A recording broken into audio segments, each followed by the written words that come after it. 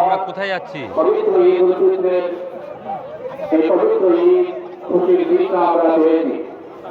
এই খুশির দিনটাকে উদযাপিত আমরা করবো আনন্দের সহিত, কারণ ঈদ মানে হলো খুশি।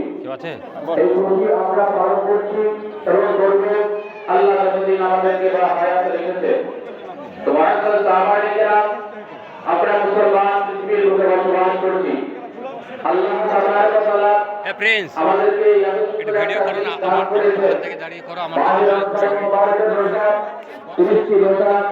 আল্লাহ আমাদেরকে 30টি রোজা পালন করার তৌফিক দান করেছেন।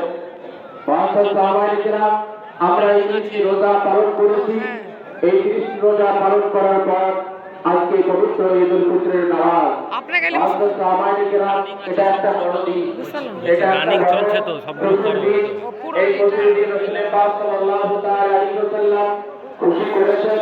সাহাবায়ে কেরাম, তাবেঈন, তাবেঈন, খোলাফায়ে রাশিদিন সকলে এই দিনটাকে পালন করেছেন।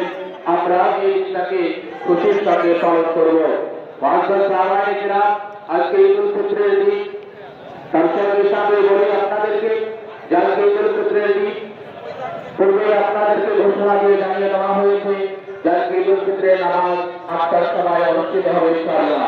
অতএব দিনারা এখন আসছে রাস্তায়, আপনারা অনেক দীর্ঘদিনে আসছে, একটু তাড়াহুড়ো করে আসবে, জামাতে সকলে যেন সফল হতে পারে।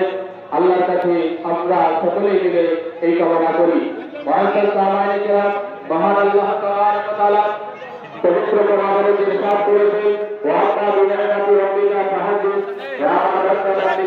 তোমরা আমার নেয়ামতের চর্চা করো।